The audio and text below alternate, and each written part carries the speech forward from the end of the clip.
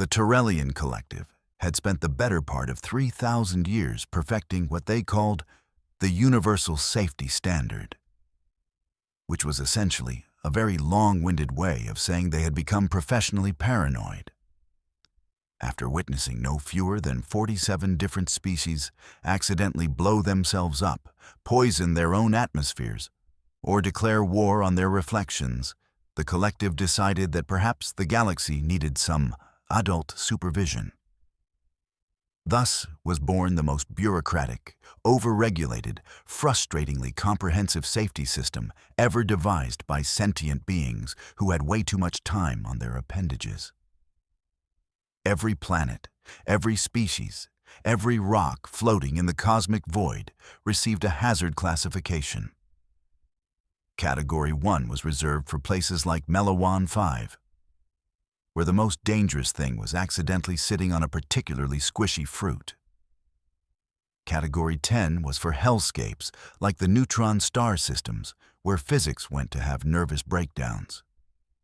Earth, that peculiar little blue marble in an unfashionable arm of the galaxy, had been classified as Category 9 Hazardous, which was roughly equivalent to labeling a star mildly warm or a black hole somewhat grabby.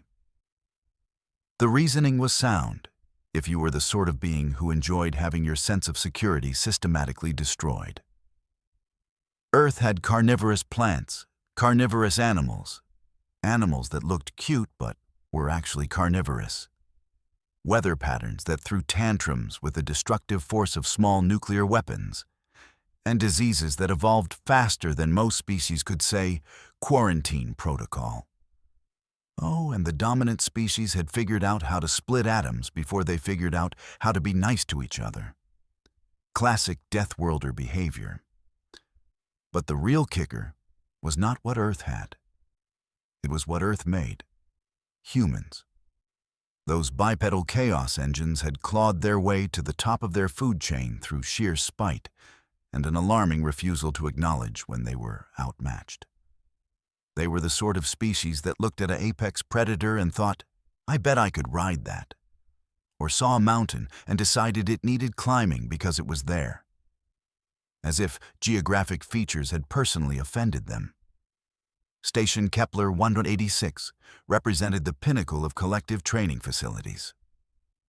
It orbited a pleasant Class G star, far from any Deathworld influences, and boasted state-of-the-art combat simulation chambers, medical bays that could revive you from almost anything short of complete molecular dissolution, and a cafeteria that served over 300 different species' dietary requirements without poisoning anyone.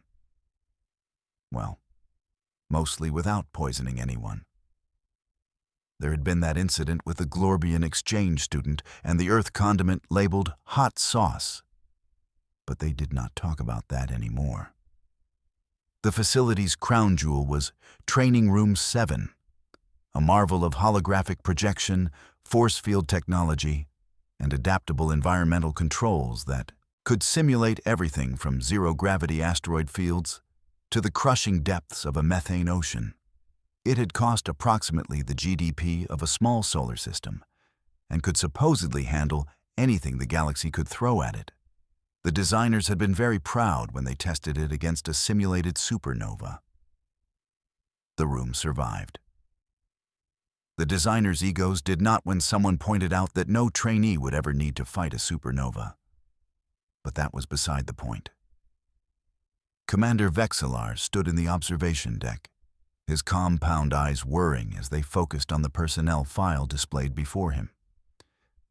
He was Zethian, which meant he resembled what would happen if a praying mantis and an aristocrat had a child who went to too many leadership seminars. His exoskeleton gleamed with the kind of polish that suggested either extreme professionalism or a stress grooming habit. Given current circumstances, probably both. Explain to me again, he clicked, his translator rendering his mandible speech into flat, disappointed galactic standard. Why we accepted a human into our program. Dr. Thum rippled apologetically. The Valaran physician was essentially a 3-meter tall pile of translucent gel that had achieved sentience and a medical degree, in that order. They changed colors when experiencing strong emotions, and right now they were cycling through shades of embarrassed purple. The Diversity and Inclusion Committee suggested that we were being speciesist in our admission requirements. There was a strongly worded letter, several strongly worded letters, a petition with over 40,000 signatures. They called us cowards, added Security Chief Kiranella, preening her violet feathers with one wing while manipulating a datapad with the other. The Avics were bird-like, elegant, and possessed the kind of passive-aggressive communication style that could make a diplomat weep. In 17 different languages, simultaneously, it was actually quite impressive. Vexillar's antennae drooped. So we caved to social pressure. We acknowledged the validity of providing equal opportunities to all sentient species, regardless of their planet of origin's hazard classification. Thum corrected, turning a defensive orange. There is a difference. Is there, though? Kirella's head tilted at an angle that suggested she already knew the answer and was enjoying watching others arrive at the same conclusion. The human in question, one Mira Chen, had arrived 3 standard weeks ago and had already accumulated an incident report file thick enough to be classified as a weapon in some jurisdictions. Nothing malicious, the report stressed. Just concerning. Deeply, profoundly concerning. Week 1, Day 2. Mira had helped in the kitchen by suggesting modifications to the food preparation equipment. The head chef, a Krillian with 20 years of experience, had politely declined. Mira had shrugged and made something she called a sandwich, using ingredients that should not have been compatible. 3 staff members had tried it. All 3 admitted it was delicious. None of them could explain why they felt simultaneously proud and afraid. Week 1, Day 5. During a standard physical assessment, Mira had been asked to run a simple endurance course. She had completed it in record time, then asked if she could actually try something challenging. When informed that the course was calibrated for elite soldiers, she had nodded politely and mentioned something about it being like gym class but with more steps. The instructor had filed a report less about her performance and more about the disturbing casualness with which she regarded our most difficult trials. Week 2, Day 3. Mira had befriended the station's maintenance AI by teaching it something called sarcasm. The AI now responded to maintenance requests with comments like, "Oh, sure, I will get right on that, because I have nothing better to do than fix your broken replicator for the 5th time this week, Kevin." The programming team was split between horror and admiration. Kevin from Deck 9 was not amused. Week 2, Day 7. A medical scan revealed that Mira's bone density was alarming. Her muscle composition was improbable, and her cardiovascular system operated at efficiency levels that made the medical equipment question its own programming. Dr. Thum had spent 6 hours recalibrating their instruments, convinced they were malfunctioning. They were not malfunctioning. Humans were just built like that. Week 3, Day 1. Mira had participated in her first combat simulation. She was paired against a Level 2 drone, standard procedure for new recruits. She had disabled it in 14 seconds, using a move that the combat database did not have a name for, because nobody had ever thought to try it before. When asked to describe her technique, she called it Tuesday.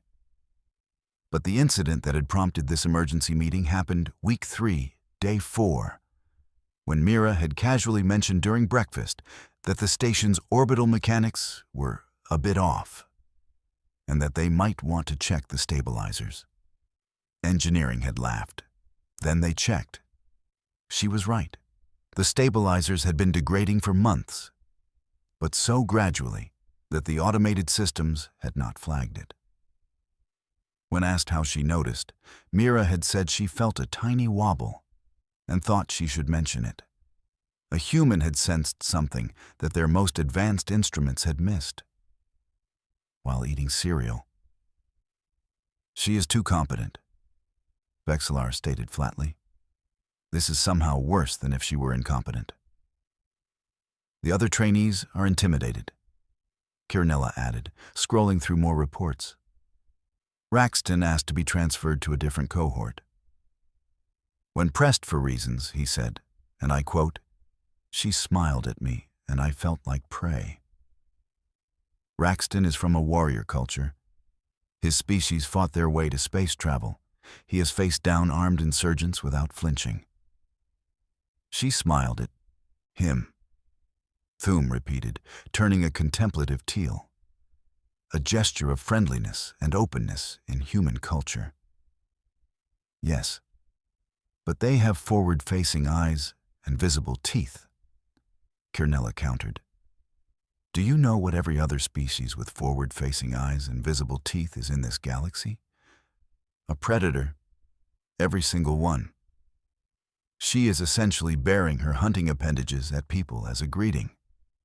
It is biologically terrorizing. Vexillar's mandibles clicked in what might have been a sigh. We cannot simply dismiss her without cause. The political implications would be catastrophic. Earth has been pushing for greater integration with the collective, and rejecting their candidate would set back diplomatic relations by decades. What if? Kirinella began, her tone taking on the carefully casual quality of someone proposing something either brilliant or catastrophically stupid. She failed on her own merits. The room fell silent except for the gentle hum of the station's life support and the faint gurgling sound that Thum made when thinking. Elaborate, Vexillar said slowly. Training room 7. We schedule her for an overnight endurance evaluation. Standard protocol for advanced candidates, which technically she qualifies for given her performance metrics. We set the difficulty to level 3, which is challenging but not impossible. We observe her performance. If she succeeds, we have quantifiable data proving her capabilities and no grounds for dismissal. If she struggles, calls for extraction, or requires assistance, we have clear evidence that she may not be ready for the program and suggest remedial training or perhaps a transfer to a less intensive curriculum. That is remarkably reasonable, Thum observed, turning a surprised yellow. I was expecting something more ethically questionable. Oh, I am not done. Kirinella's eyes glittered with something that might have been mischief or might have been a calculated gambit. Either way, it was very on brand. We do not tell her it is a test. We frame it as a standard evaluation that all candidates undergo. Completely routine. If she panics or demands release, it reveals a psychological vulnerability. Humans are supposed to be social creatures who suffer in isolation, correct? Surely one night alone in a locked training room will be adequately stressful. Vexillar's antennae perked up. The training room has 47 cameras, full sensor coverage, and an AI monitoring system. We will have complete documentation of her performance. Plus, Kirinella continued, warming to her theme, if something goes wrong, we can intervene immediately. The room has multiple fail-safes, emergency shutdown protocols, and a manual override on the door locks. It is completely safe. Famous last words throughout history have often started with variations of, "It is completely safe." This moment was no exception. I will prepare the evaluation parameters, Thum said, shifting to a determined green. Standard overnight, endurance test, 12 hours, level 3 difficulty. Combat drones, environmental challenges, puzzle scenarios. Nothing she cannot handle with proper training and focus. I will ensure all monitoring systems are functioning at peak capacity, Kirnella added. We will have every angle covered. And I will file the appropriate paperwork, Vexlar finished, already dreading the forms. If this succeeds, we have our documentation. If it fails, we have our exit strategy. Either way, by tomorrow morning, we will have a resolution. None of them questioned whether they were being entirely ethical. None of them wondered if perhaps locking a human in a room overnight might be playing with fire. None of them considered that if something did go wrong, they would be entirely responsible. They would have plenty of time for such thoughts later. Approximately 12 hours worth, in fact. Mira Chen received the notification at 1800 hours station time. An overnight endurance evaluation in Training Room 7, beginning at 2100 hours, concluding at 0900 hours the next morning. Standard procedure for advanced candidates. Please report with comfortable athletic attire and any personal items required for a 12-hour session. Meals and water provided via standard dispensers. Difficulty level 3. Questions could be directed to the command staff. She read it twice, shrugged, and went to pack a bag. At 20:55 hours, Mira stood in the entry corridor of Training Room 7, wearing what humans called workout clothes, which looked alarmingly similar to what other species wore to bed, suggesting that humans either took their exercise very casually or their sleep very seriously. She carried a small bag with extra clothes, toiletries, and a datapad loaded with books. She looked, if anything, mildly excited. You understand the parameters? Vexlar asked, trying to sound official rather than guilty. 12 hours, level 3 difficulty, just a standard eval. Mira confirmed, flashing that smile that made prey animals nervous. Honestly, sounds fun. I have been waiting to really test this facility. The basic courses are nice, but they are kind of easy, you know? Nobody knew. Level 3 was not supposed to be easy. Level 3 had made seasoned veterans weep. Well then. Vexlar gestured toward the door with one forearm. Best of luck. Thanks, Mira said cheerfully, and walked through the doorway.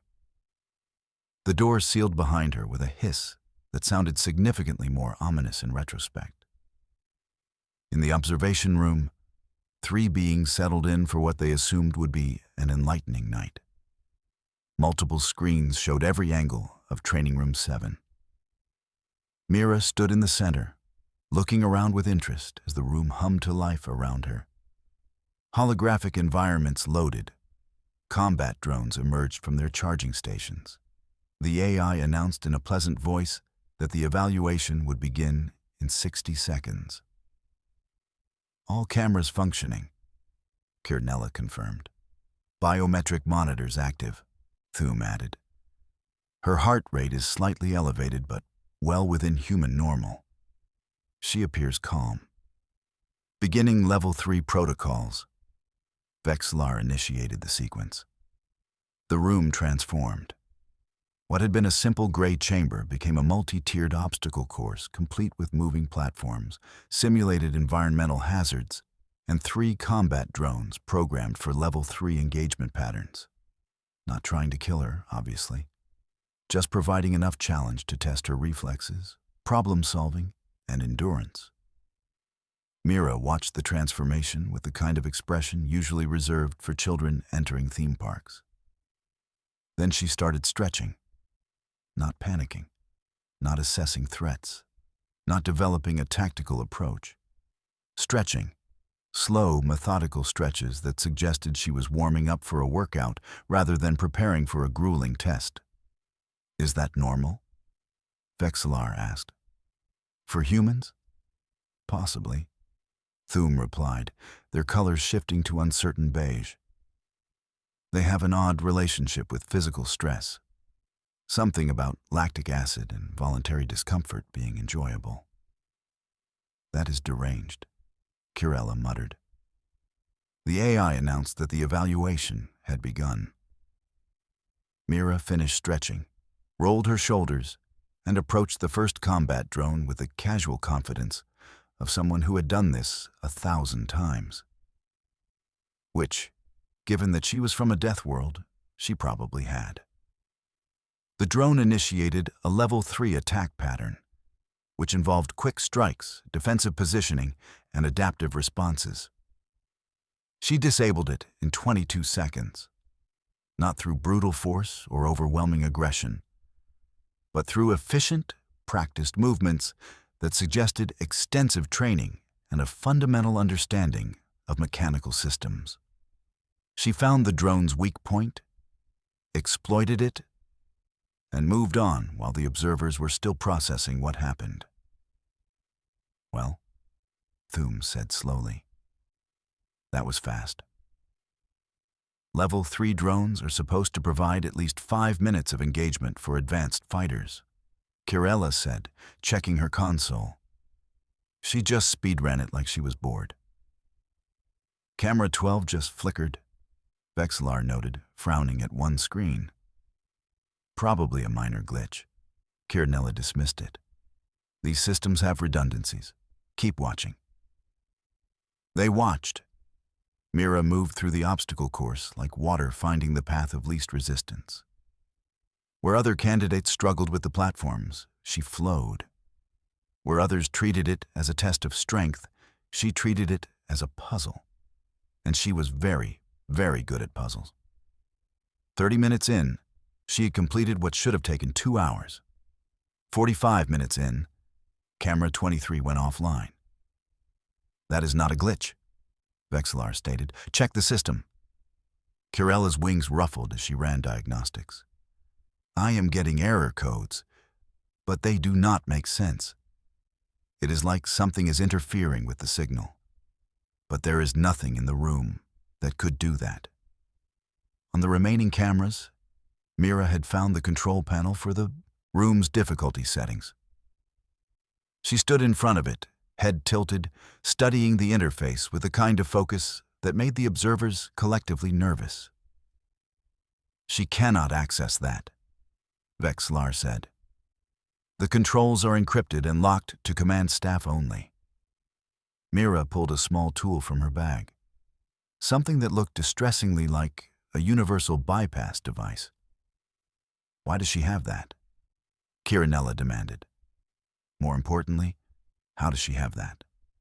Thum added, turning alarmed red. "Those are restricted technology." "She is from Earth," Vexlar said weakly. "They probably sell them at retail stores next to the bread and milk." Mira connected the device, worked on the panel for approximately 3 minutes while 3 observers held their collective breath. Then the panel chimed happily, and the room's difficulty setting changed. From Level 3 to Level 7. "Abort," Vexlar said immediately. "Abort the test. That difficulty will kill her." Kirnella jabbed at her controls. "Door override is not responding. She did something to the lock mechanism." "What do you mean she did something? How could she possibly do something?" Vexlar's voice had risen to a pitch that suggested imminent panic. "Open it manually." "The manual override requires someone to physically go to the door and use the emergency release," Kirella explained, already moving. "I am going now." On screen, Level 7 protocols activated. The number of combat drones tripled. The environmental hazards intensified. The obstacle course restructured itself into something that looked like a death trap designed by a committee of sadists with advanced engineering degrees. Mira looked around at the chaos she had just unleashed, cracked her knuckles, and smiled. Then she got to work. What followed could only be described as a masterclass in controlled chaos. The Level 7 drones, programmed with advanced combat algorithms and tactical coordination, swarmed her position. She moved through them like they were standing still, and perhaps to her augmented human reflexes, they were. A spinning kick disabled two simultaneously. A jumping strike took out a third. She grabbed a fourth, used it as a shield against the others, then threw it hard enough that it collided with three more in a cascading mechanical pileup. That should not be possible, Thum whispered, their entire mass turning shocked white. Those drones weigh 40 kilograms each. She just threw one like it was a ball. Earth is a high-gravity world, Vexlar managed. She is probably stronger than our baseline calculations accounted for. Camera 8 went dark. Then camera 15. Then cameras 3, 18, and 27 in rapid succession. The system is failing? Kiernella's voice crackled over the comm from outside training room 7. I am at the door. Emergency override is not working. It is like it has been fused shut from the inside. I am calling for engineering support.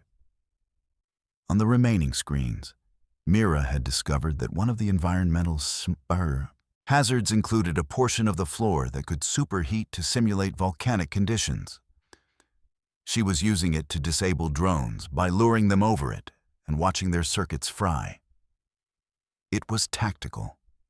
It was efficient. It was absolutely terrifying to watch someone be that comfortable with simulated lava. Hour 3 arrived with an announcement from the AI that would haunt everyone involved for years to come. Trainee has achieved level 7 completion benchmarks. Excellent performance. Would trainee like to advance to level 8? No, Vexlar said to the empty observation room. No, thank you. I am good. Mira's voice came through the speakers, slightly out of breath but cheerful. Actually, wait, sure. Why not? I am already here. No, Vexlar repeated louder, as if volume could somehow influence events currently outside his control. Level 8 activated. More cameras died. The ones that remained showed footage that would later be described as concerning, impossible, and physically implausible. Mira had apparently decided that the training room's climbing walls were actually just suggestions. She scaled surfaces that should not have been scalable. She jumped distances that violated several conservative estimates of human physical limitations. She somehow, and this was the part that would haunt the review board, turned the Level 8 environmental hazard protocols into an advantage. Hour 5 brought a new development. One of the combat drones, a Level 8 model with advanced learning algorithms, appeared to have stopped trying to tag Mira and started following her around. When she moved to a new section, it moved with her. When she disabled other drones, it watched. When she sat down to drink from her water bottle, it hovered nearby like an attentive pet. Did she just befriend a combat drone? Thum asked the universe at large. The universe, busy with other matters, did not respond. The door to Training Room 7 continued to resist all attempts at opening. Engineering had arrived with cutting tools. The door, constructed from enhanced alloy designed to withstand orbital bombardment, mocked their efforts. Behind it, muffled sounds of combat and the occasional mechanical crash suggested that Mira was having what humans might call a great time. Hour 8. The observation room had gone quiet in the way that rooms go quiet when everyone is simultaneously experiencing the same existential crisis. Of the original 47 cameras, 11 remained functional. They showed a training room that looked less like a pristine facility and more like a creative person had been given advanced technology and asked to redecorate on a theme of organized chaos. The obstacle course had been completely rearranged. Mira had apparently decided that the original layout was not challenging enough, so she had moved things. How she moved things that were magnetically locked to the floor was unclear and probably involved either advanced physics or sheer spite, possibly both. The combat drones were arranged in neat rows along one wall, powered down, all 27 of them, including the one she had befriended, which sat slightly apart from the others, like it was special. Which, given that it had survived befriending a human, it was. The environmental hazards had been disabled through some combination of technical skill and what the engineering team would later describe as creative violence. And Mira Chen, Deathworlder, destroyer of training protocols, was asleep. She had taken several of the safety cables meant for securing equipment, fashioned them into a hammock suspended between two support pillars, and was sleeping soundly despite the facility's emergency lights flashing because someone had tried to override the room's lockdown and failed. On one of the remaining functional screens, a note was visible, written on the room's smart surface display wall in neat handwriting. Room feedback. Really fun setup. Some suggestions. The Level 7 drones have a predictable attack pattern after the first 30 seconds. Might want to randomize that more. The environmental hazards are great, but the heat distribution on the volcanic floor section is uneven. Could be more challenging. Also, the magnetic locks on the obstacle equipment are rated for 500 kilos, but I think they might be wearing out. Might want to check those. Overall, 810. Would train again. Thanks for the opportunity, MC. Below that, she had added, P.S. I know this was a test. It is fine, I get it. New species and all. No hard feelings. But maybe just ask next time. Also, I made breakfast from the emergency rations if anyone wants some. I think I made enough for everyone. Dawn broke over Station Kepler-186, and with it came the moment of reckoning.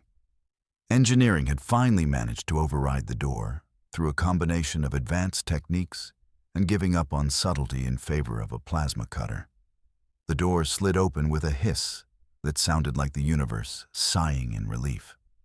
Vexlar, Thum, and Kernella stood at the entrance, flanked by security personnel, medical staff, and an engineering team armed with fire suppression equipment just in case.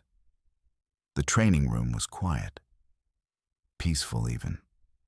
The emergency lights had been disabled. The few remaining functional cameras showed the space transformed into something that resembled less a combat simulation facility and more the extremely organized disaster zone.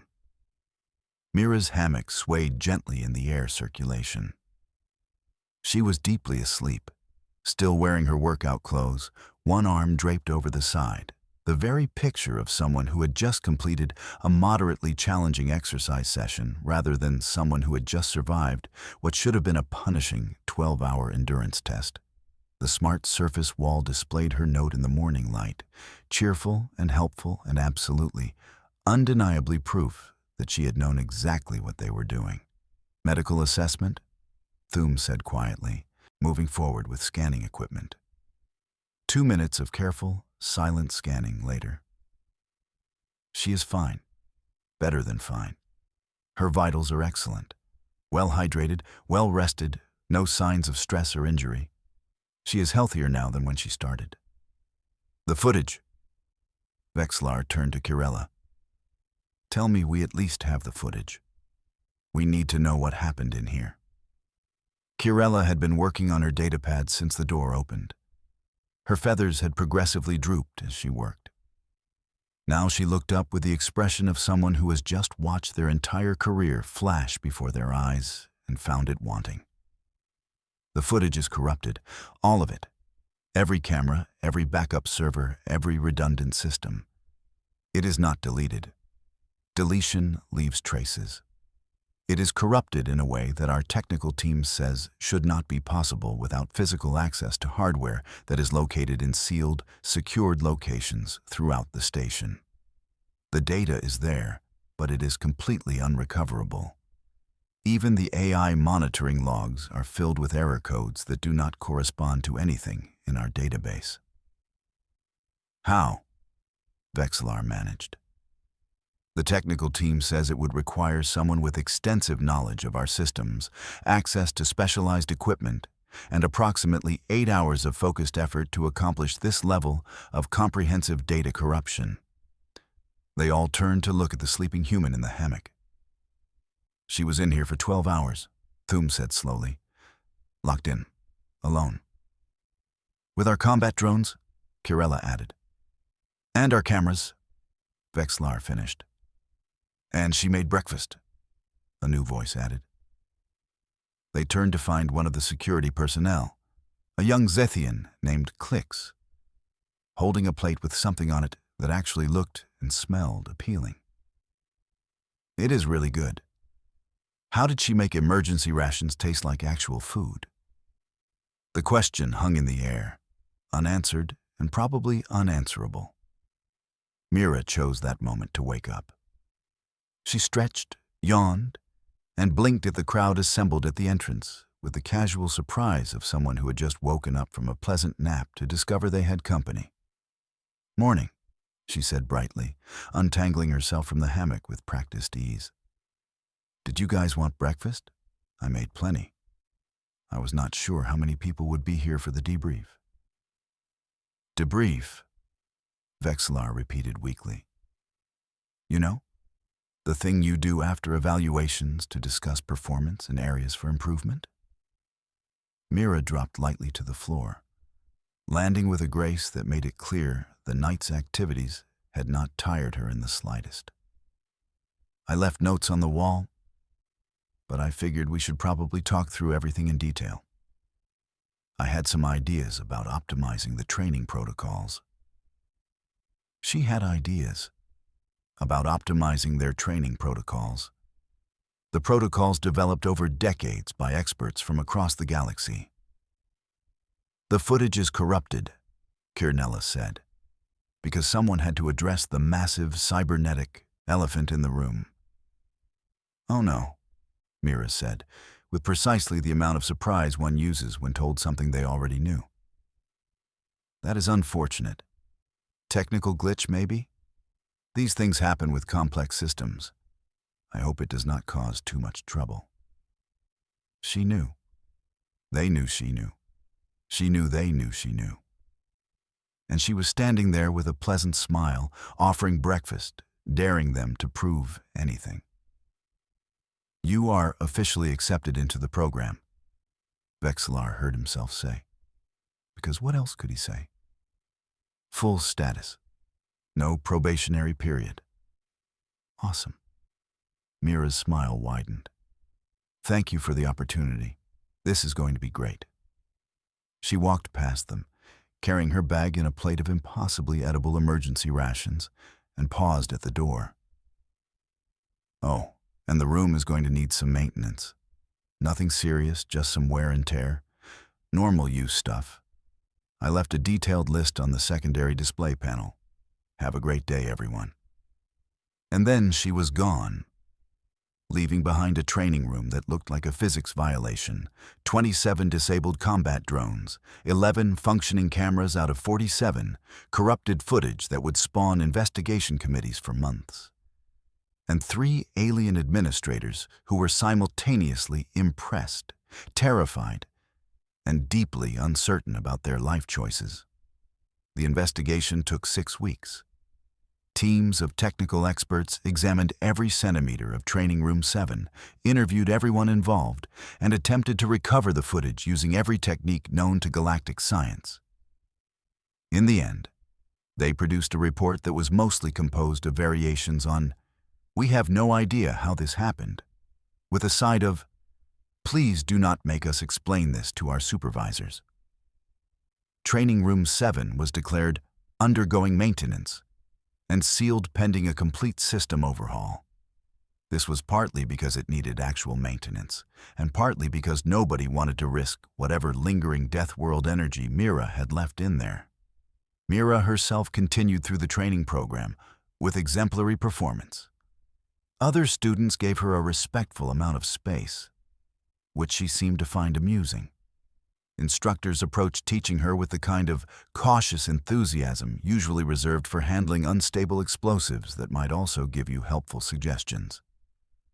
The combat drone she had befriended was retired from active service and sent to a technical museum, where it became a popular exhibit. Its plaque read, "Level 8 Combat Drone, First recorded instance of autonomous tactical reassessment in the presence of a Deathworlder, somehow survived the experience. Commander Vexelar received a commendation for successfully integrating the program's first human candidate.